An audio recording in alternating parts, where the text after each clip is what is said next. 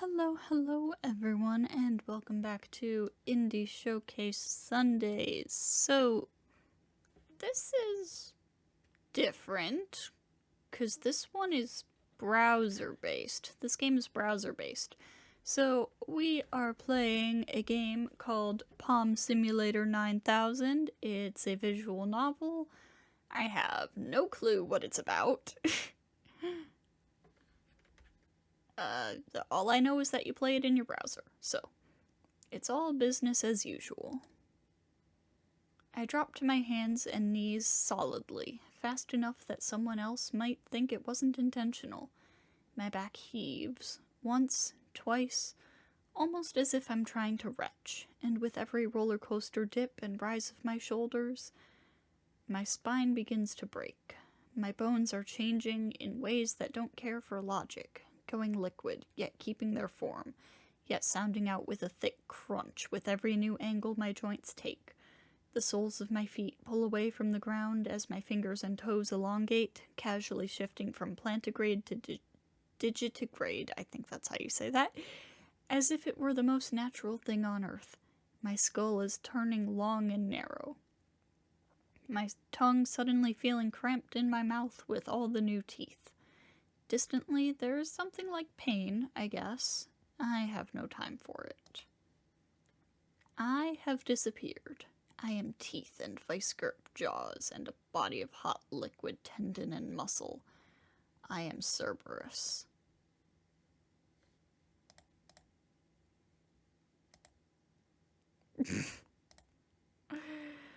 "18 hours earlier. Oh my god, this gives big, like, MSPA style vibes. Oh, you got stabbed. I got stabbed! Punched, too, I add, jabbing a finger at the swollen, misshapen mass bulging around my right eye. It was funny, really, because I was starting to feel really proud of myself for doing a good job dodging the knife, and then he just got me off guard with his other hand. And then he got me in the shoulder with the knife anyways. Just goes to show me, I guess. But hey, nothing to hurt but my pride. Nothing hurt but my pride. And my stab wound. And my eye. Does it look bad? I sure look bad, because I'm basically running at about 60% vision right now. First aid, Calliope blurts, finally snapping into action. Come inside. I have a kit in the kitchen. Aw, but it's so nice out tonight. I laugh under my breath at my own joke as she drags me through the door. As we enter the kitchen, her ponytail suddenly jerks to life. Like the arm of an octopus, it stretches to grab a small white box I had never noticed sat on top of the refrigerator. Huh. Interesting. How are you feeling right now? She says. The first aid kit moves between her hair and her hand in a movement so natural it almost made you wonder why all humans didn't work like that. Pain-wise. I settled gingerly into a chair.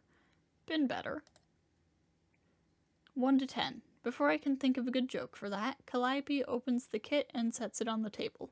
Stepping close to me, she suddenly pulls my jacket from my shoulders.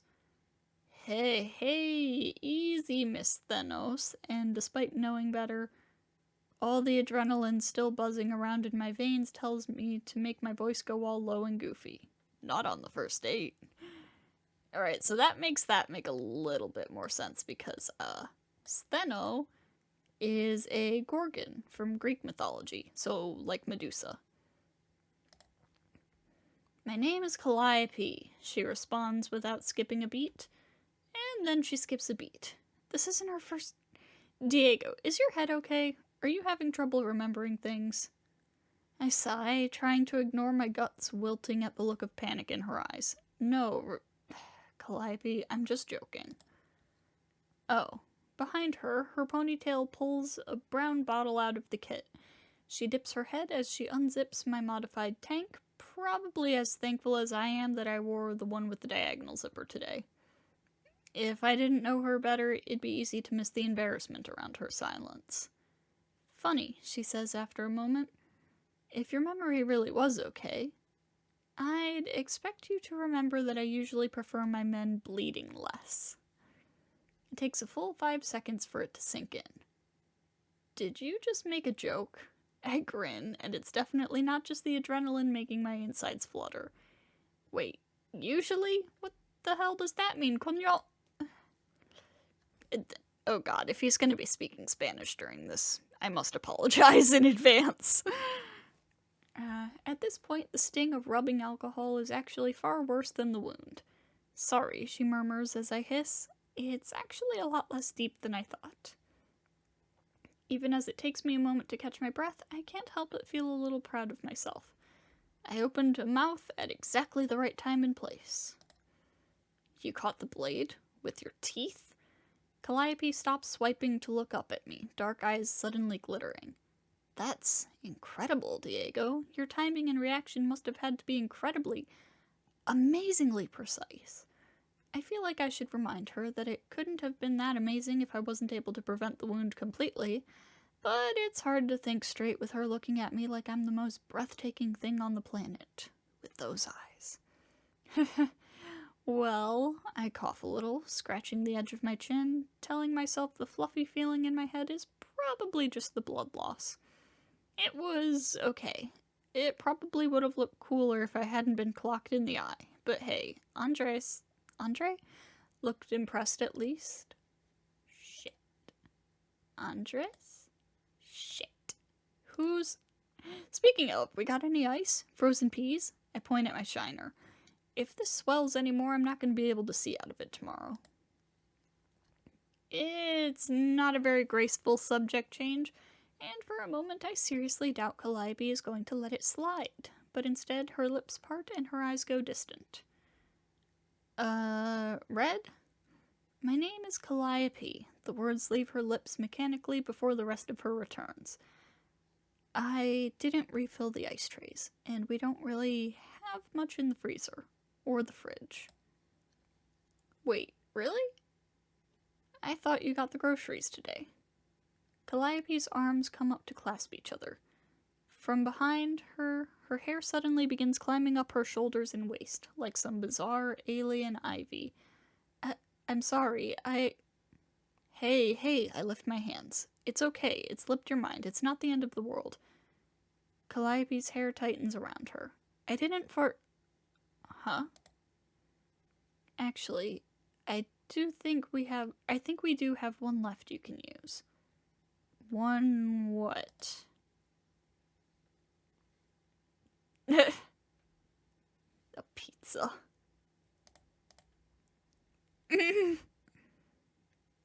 Well, amazingly enough, it actually helps a bit. I'll make sure to get an ice pack after work tomorrow. Calliope says, smoothing a bandage over my cheek. Her eyes sweep over my face, my cheek, my black eye, the frozen pizza, and dip to my patched up shoulder. You are sure? You're sure you'll feel okay going in tomorrow? I'm sure we could explain.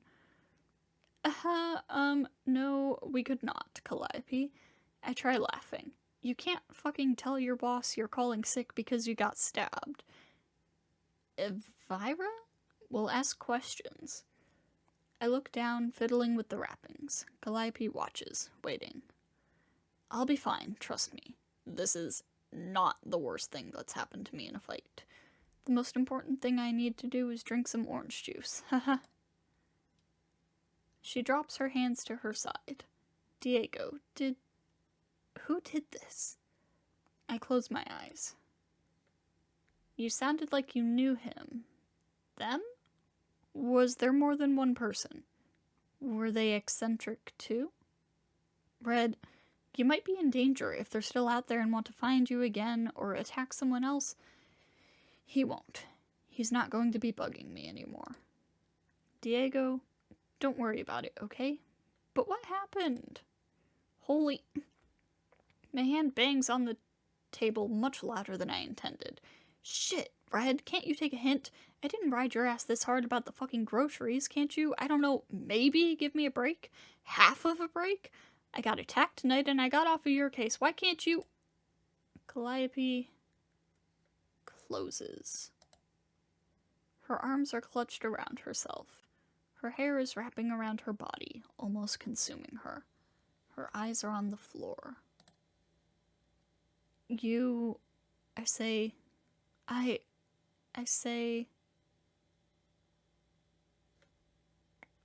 I'm sorry. I need to use the bathroom. I walk in a wide arc to move past her. Apparently this game has like 5 endings or something like that. In the silence of the apartment, the pounding of blood in my head echoes louder than anything I've ever known. It sounds almost like clapping. A round of applause for the biggest shithead on the planet. Hail to the fucking king. Okay, time out. What? You need to back up a bit. I am so lost. Eccentric? Hair? Mouths? What? Well, it's not like I'm going fucking anywhere. What are you confused about? What's eccentric? Well, officially that's short for eccentricardia. It's a fairly uncommon condition which basically translates to 3 things. 1. Your heart moves to the right side of your body as you mature.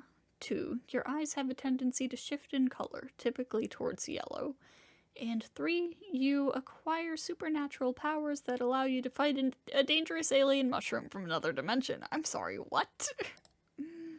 Here's the short version. Around 1960, people began reporting sightings of strange fungus-like things appearing all around the world. As sightings increased, it became glaringly clear that not only were these things for real, they were also viciously hostile, trapping and killing a not small amount of people. When people tried retaliating, they found that weapons were not only effectively useless against the Echo, or extracelestial chthonic organisms, but they generally made them angrier. While that was going on... Oh, I just noticed the option to go back. While that was going on, there were also reports of people manifesting bizarre abilities, including, but not limited to, shape-shifting, pyrokinesis, limb generation, light manipulation, and mind-reading. This was back when people were still wringing their hands over whether rock and roll was Satan's music or not, so understandably, everyone was generally pretty freaked out about this. A lot of stuff went down, but eventually people started realizing, hey, these weird mutant people's powers are a lot more effective against these weird monsters than guns and bombs are. We should stop discriminating against them, maybe? Or at least just enough so we can recruit them to kill these things. Okay, that's maybe a bit more cynical than I should be. Seeing how deeply south things can go for other outsider groups, things could have been a hell of a lot worse for eccentrics. As it is, you only have to get registered and promise not to use your abilities in certain areas. You don't even have to join the BOEAEA.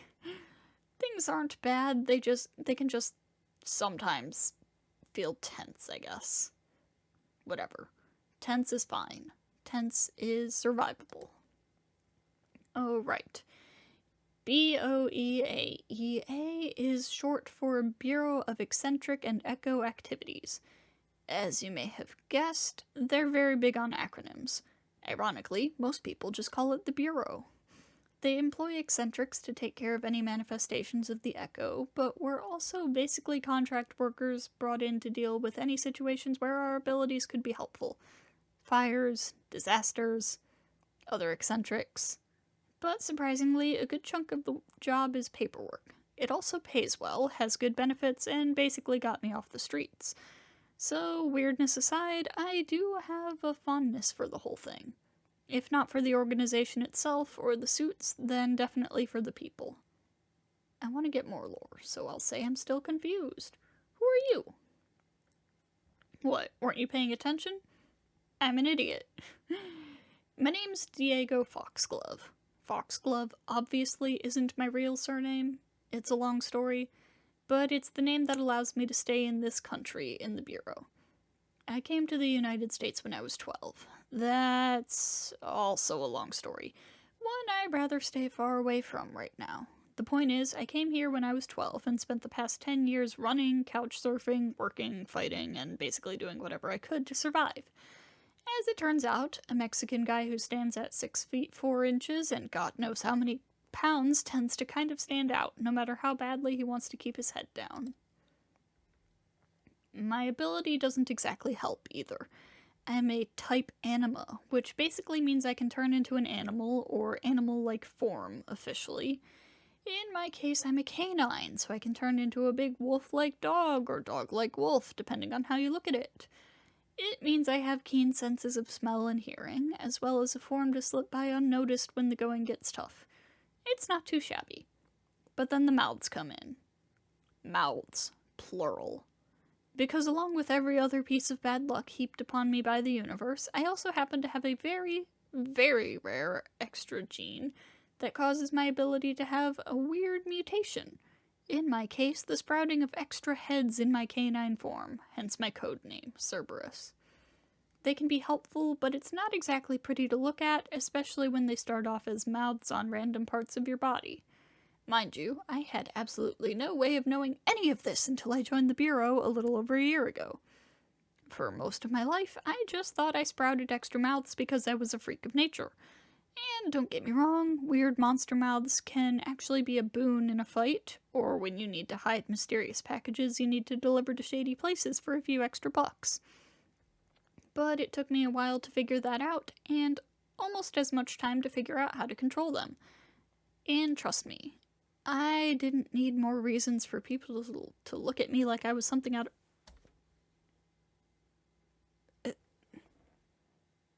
my screen just, died for a sec. Trust me, I don't need more reasons for people to look at me like I was something out of a horror movie. And I absolutely did not need more excuses for people to call the cops on me for standing in the wrong place at the wrong time. I like quiet nights at home, fighting and driving video games, pro wrestling, and beef. I dislike the police, being stared at, and being frantically ignored. Who's the hair girl? Calliope. Calliope Stenos. A type Gorgon eccentric. It means she has prehensile hair, basically. She was the daughter of the head of an organization that's supposedly dedicated to promoting the research and awareness of eccentric cardia and autism, focusing mainly on the overlap of the two, a spot that Calliope also happens to occupy. While her mother preened to the cameras and showboated Calliope around like a doll as evidence of how much she was helping, how effective her methods were, how much of an understanding, patient saint she was behind the scenes, things were very different. Ugh. This is not the kind of thing I expected from a game called Pom Simulator 9000. Not going to lie. It honestly still makes my blood burn when I remember some of the things Calliope described to me. The long and short of it was, if someone hadn't intervened, I'm not actually sure she would be alive today. Elvira Owens was another type Gorgon, as well as an outspoken advocate for eccentric rights. She had suspected for a while that the methods of Calliope's mother weren't quite as healthy as she claimed, and offered Calliope a way out. She took it. Calliope's basically sworn her life to Elvira and the Bureau, and as such, she worked and studied like hell so she could work as an officer alongside her mentor at the age of 22. It was one of her first big assignments that led to her meeting me. Specifically, she pretty much accidentally caught me selling drugs. In a life full of times I wasn't proud of, it was a time I was absolutely not proud of. If you want me to be honest, I used to act like a pretty big douchebag to her, but somehow, for some reason, she never gave up trying to get through to me. She misplaced evidence and never got the cops involved when dealing with me, even as I got angrier and more desperate. Finally, things came to a head when a bit of bad luck put me on the streets at the same time a bad bit of weather gave me pneumonia.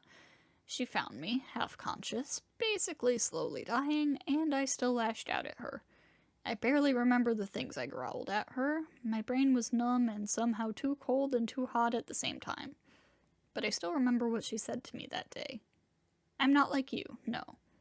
But I know what it looks like when someone is pretending as hard as they can that they want to be doing the thing they think they have to do. That's how I used to be. That's what I see looking at you now. She recruited me. She basically saved me. We became roommates, then co-workers, then friends. And then, recently, more than friends. How do I describe her? Honestly, she's very weird. She used to creep me out a lot. She's not much of a talker, more of a starer. She's got these big black eyes that feel like they're constantly swallowing you. She stares at people to try and connect facial expressions to moods and meanings because she's not good at figuring that out on her own. She grips her own arms and wraps her hair around herself when she feels nervous or stressed. She has this mellow, flat voice that used to gross me out, and now is one of the most soothing things I've ever heard. She speaks pretty bluntly. She says she's bad at understanding sarcasm or nuance, so she finds it easiest to speak as simply as possible. This means she can be brutally honest. This also means she will absolutely never hesitate to tell you how beautiful she finds you and the hideous amalgamation of teeth and meat you call a body. She dislikes scissors, haircuts, and swimming. She likes getting her hair brushed and learning about eccentrics and the echo. She loves horror movies. Watching a good horror movie is one of the few things that makes her excited. After she watches one, she can go on and on explaining why it worked as well as it did. She'll talk, and her hands will move like fireworks, all while her hair winds and flexes around her and her face lights up like a neon sign. When she talks like that, I feel like I can listen to her forever. So, yeah, that's the girl I just yelled at. Ugh. What the fuck happened to you? I don't want to fucking talk about it. Okay, that's all I wanted to know, I guess. I guess the only other thing I want to know is... What? You okay, man? Buddy, look at me. Trust me, it's going to take more than a few cuts and bruises to do some serious damage to me. I'm going to be fine. Besides, it's not like it's anything I didn't deserve. I wake up, and as it turns out, things still suck. A good 20% of my face still looks like roadkill. I can feel a dull ache in my cheek every time my heart beats. Calliope is gone. That's to say, she's gone to work. We've only recently started taking hours at the same time, and we had gotten into a nice routine of going in together, but, well, I guess reporting in early was preferable to spending any more time around me than she had to. I mean, it's not like I can blame her, but neither of us own a car. We take the subway. And, whatever, I get it. People just have to give their opinion whenever they see a Mexican guy in public. I'm not a stranger to uncomfortable shifts in posture, or mothers pulling their children closer at the sight of me, or assorted stares, or glares, or barely lowered conversations about, goodness, if those Hispanics have to come to this country and steal my hardworking son's job, they could at least try to look a little more appreciative of the fact that they get to live here. Oh, shut up. What I'm saying is, on a good day, I stick out like a stabbed thumb. The black eye isn't really helping. So, whatever. I sit on a subway, and people don't even bother pretending not to gawk at the big ugly thug in the car. I arrive to work and sit at my desk, and my coworkers do their best to pretend they don't notice the big ugly thug in the office. Well, most of them. Jesus. A voice unfurls next to my ear, silky and warm on each syllable. You look like shit. Yeah, Foxface. Someone jumped me last night. What's your excuse? Foxface, Mitsuko, laughs melodiously as they lean over the low wall of my desk. Mitsuko Mizune is a slender... Mitsune, not Mizune, is a slender type Argus eccentric with nice hair and vulpine eyes, hence the code name, which, in my defense, they had way before I ever came around. They're beautiful, charming, and witty.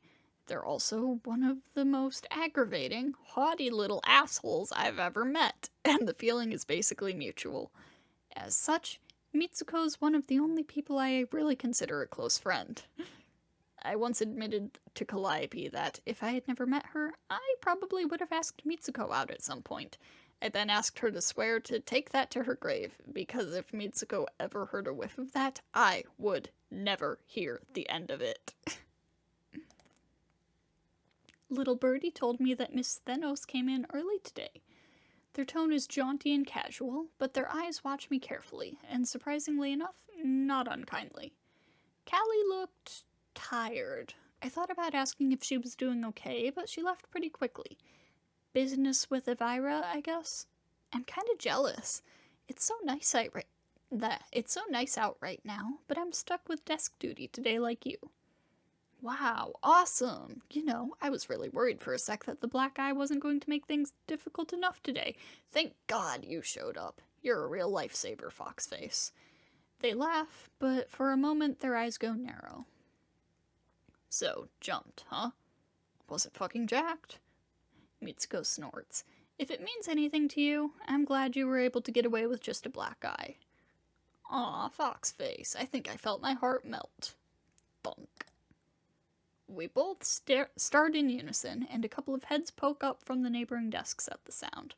What was... thunk? This time it's louder, and it's more clear where it came from. All eyes turn to the air vent. A couple of people groan. God, the fucking raccoons again? Oh god. I thought the exterminator guy said all of them were gone. Should someone tell Elvira? For some reason, this just made me think about, a couple of years ago. Was it a couple of years ago? It was like last year or the year before. I don't remember. But, basically, a squirrel got inside of our roof. And it was there for several days before we managed to get rid of it. And my bedroom is upstairs. So, I had to hear that thing crawling around up there. All the time. It sucked and I hated it.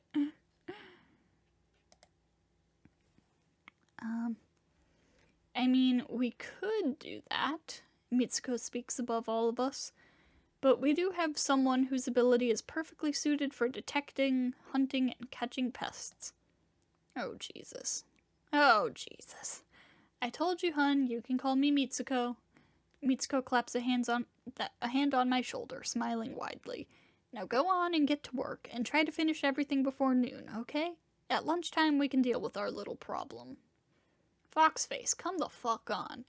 I'm sure Elvira and her pupil would be very happy to know you took initiative to help the workplace.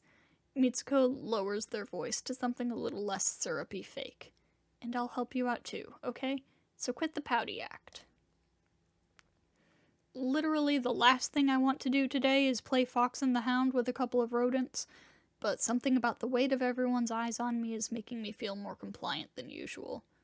Christ, I thought everyone trying to ignore me was bad enough, but I'd give anything to trade that back for the feeling of an entire office staring at me. It would be easier, Diego. They'll probably be mad if they have to call the exterminator back. Holy crap, what happened to his eye? Karen, keep it down! Foxface, I chirp through gritted teeth. I take back what I say about my heart melting. What I said. But 4 hours later, my morning's worth of paperwork is filed, and I'm in the janitor's closet, arms crossed, finger tapping the edge of my phone. I'm glaring as hard as I can at the words, "Be there in a sec, go-go," and it takes me a moment to register the doors opened. Took you long enough, Foxface. My name is Calliope. I nearly jerk out of my skin. The two of us stare at each other. You're back. She nods. I'm back. Did Mitsuko tell you to come here? Calliope frowns. They texted me an hour or so ago. They said they needed my help when we were finished, that there might have still been a few raccoons in the vent. I close my eyes for a long second and inhale. Great. Awesome. Now they're a fucking relationship counselor. What? I sigh before I can stop myself, and Calliope closes again. Oh, you were joking. Astounding! Nice work, Diego. You managed to make your girlfriend feel even shittier without even trying. Callie, I didn't... It's fine, Calliope looks up at the vent. What should we do about the raccoons? I don't have the heart to tell her there's a good chance that the raccoons were actually part of Mitsuko's harebrained scheme. The more I think about it, the more I realize it would have been shockingly easy for them to use their powers to make suspicious sounds in the vent. Why don't I try catching their scent, see if I can figure out where they are, and then we'll go from there. She eyes me as I start to shrug off my jacket. Are you going to climb in there? I laugh a little balefully. Well, not in this body, obviously. I think Fox Mitsuko's plan was for me to go hellhound and try sniffing them out.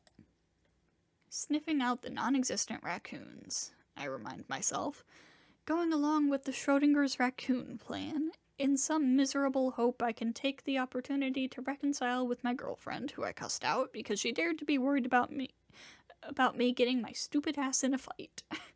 A thug, an idiot, an asshole, an ungrateful immigrant, and now a pretty much literal bloodhound. I was building up a serious resume for myself. Diego. Even with my eyes on the floor, I can practically hear that little wrinkled furrow she always gets between her eyebrows when she's worried. Are you... I laugh tonelessly, dragging my hand down my face. Sorry, I'm fine. Let me just take care of this. The weight of her gaze on me is 100 times, countless times heavier than a subway full of strangers or an office full of coworkers. I close my eyes tight, trying to forget it all. The stairs, the throb of pain in my skull, the memory of last night. I clear my mind of everything but a single shape, and slowly I begin to change. And just as my bones begin to creak and shift, I laugh internally. At least this is the one thing I can't fuck up. Currently.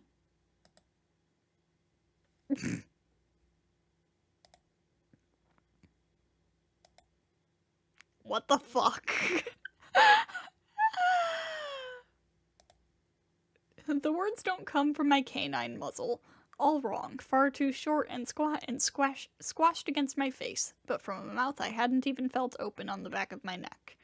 My neck, way too close to my shoulders, far too small, too close to the ground, spine too short, legs too stumpy, too fucking small, almost like a Pomeranian. You look like a Pomeranian.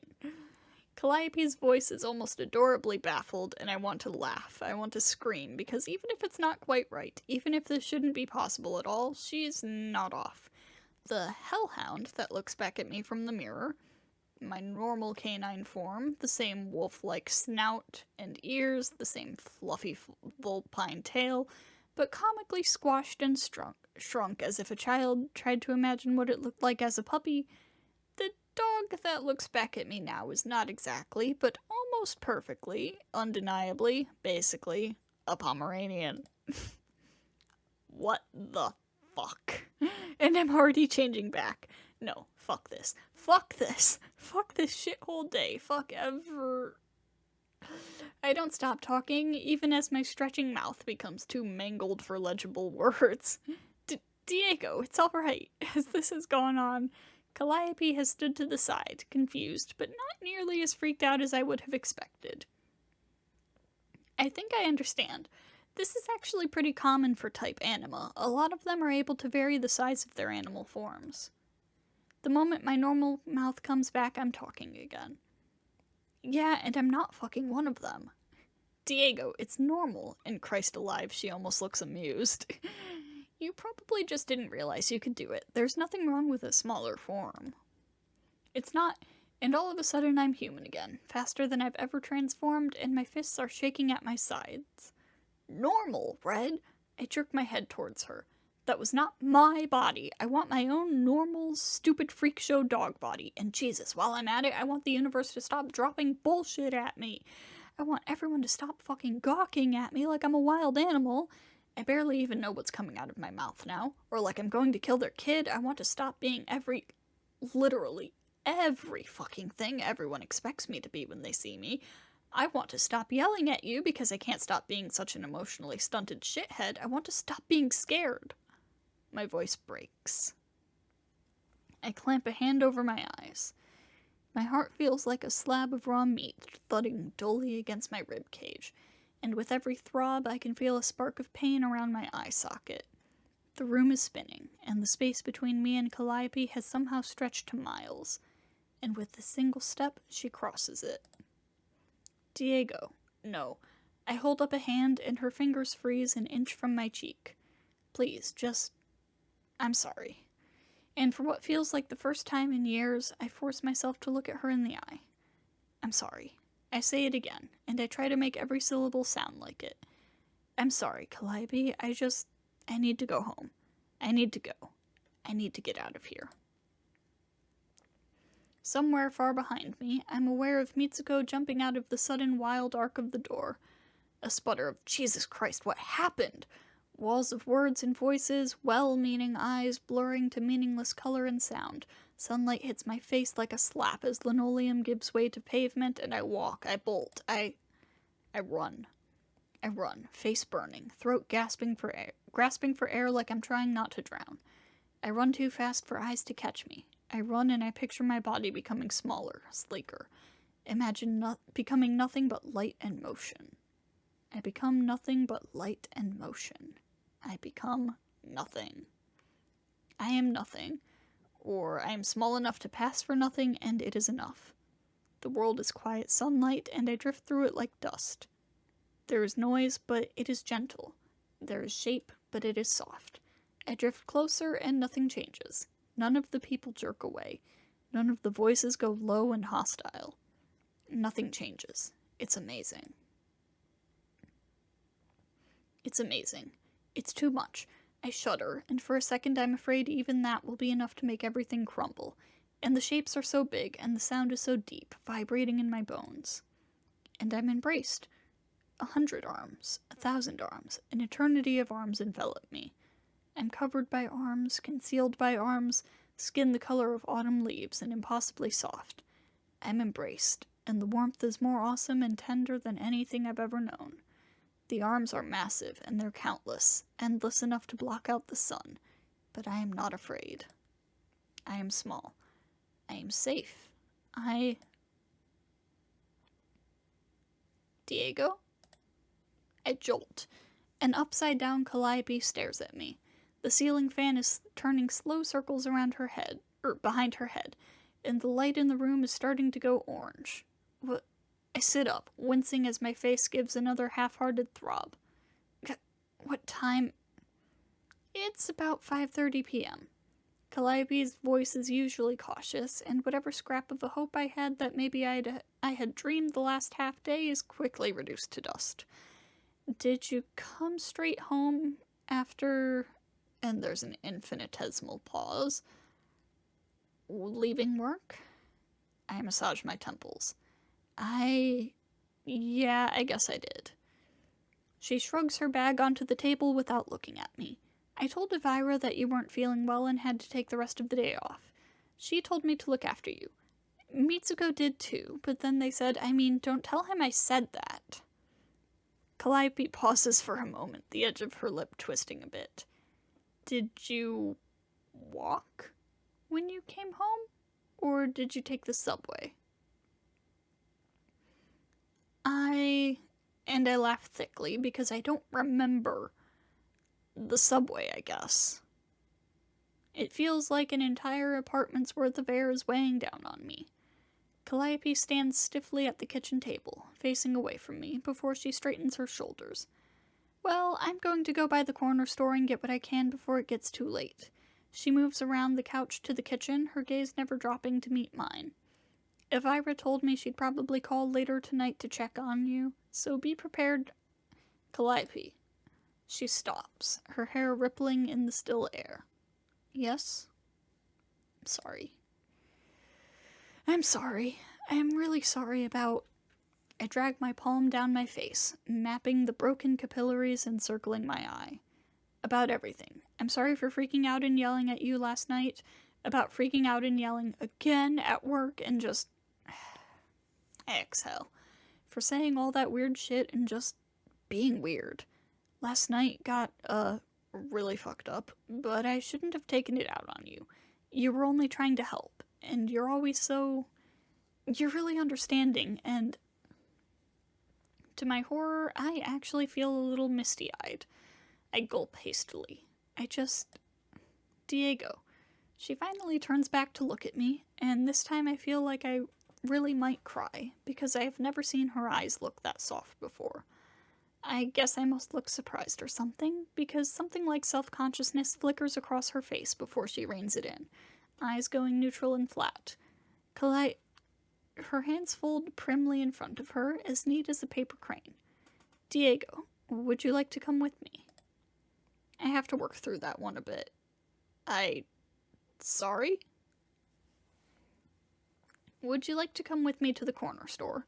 But would you also like to come with me to the park? I was already planning to stop by quickly to make sure there was no returning echo, and you're always good at finding them, and it would be a good opportunity, since... She inhales. Because of your new form. I stare at her, and finally it clicks into place. My new form? You mean what happened this morning? As you told me before, she goes on, hands still clasped like she's giving a speech, your abilities manifested for you at an older than average age, so it probably isn't as abnormal as it seems that you've manifested a variation this late in your life. And I said before, it is not unheard of or even uncommon for type animals to be able to vary their size in their animal form. I think a smaller form might have benefits, such as maneuverability and being able to access smaller spaces than even your standard hellhound form can't access. I think this would be an excellent opportunity for you to test it out in an area with a relatively low probability of danger. What do you say? I blink. She blushes. What do you say? Calliope, I hold up a hand. Just hold on, let's take a step back. Do you not think it's a good idea? It's not a bad idea? And yeah, okay, I get that a smaller form can have advantages. It's just that I fucking hate yappy little lapdogs like Poms. Rude! I don't want to be weak. It takes everything I have to not clap a hand over my mouth. Where the fuck did that come from? I sputter. I don't know if a dog, if a dog that small will really be that good for taking down Echo, you know? Even if I'm smaller, lighter, my legs were a lot shorter in that form, and I probably won't really be that strong. I'll be a lot more fragile. I won't be able to take a lot of hits, and I mean, that's really the one advantage of being, like, big as I am.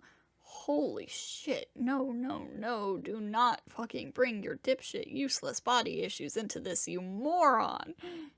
Being able to shrug off injuries, and the same goes for the Hellhound form, and in that smaller form, I'd be in a lot more danger. Overhead, I can hear the ceiling fan click faintly with every rotation. I look for shapes in the carpet. Well... Calliope's voice is slow and careful, and I know she's trying as hard as she can to think about every word she chooses. Then let me take the big hits. If anything goes wrong, if there are any Echo that are particularly hostile, I'll absolutely be able to cover you.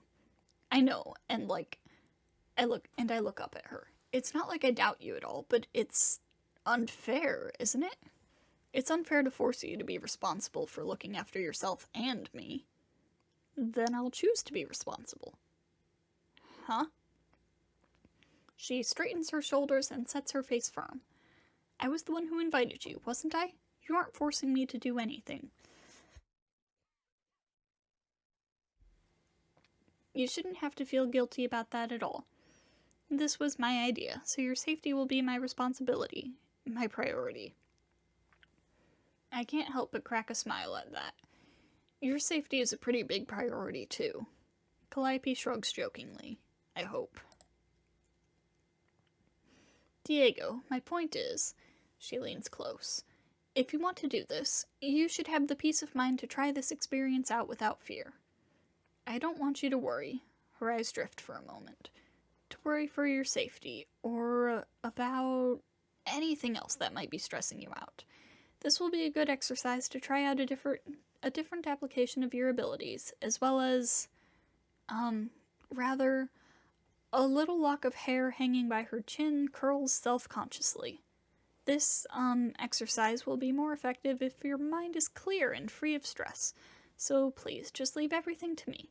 Let me worry about all the important things and allow yourself to focus on this. After a few moments, she clears her throat a little. That is to say, if you want to try this out, it is your choice. I, think you should try it, but it's your choice. She rubs one of her arms. So, do you want to try it? The $1,000,000 question. I can't help but feel like this is going to be a lot longer than I expected. So, I think I'm going to cut it off here, and in the next video, we will answer this question. So, I will see you all next time.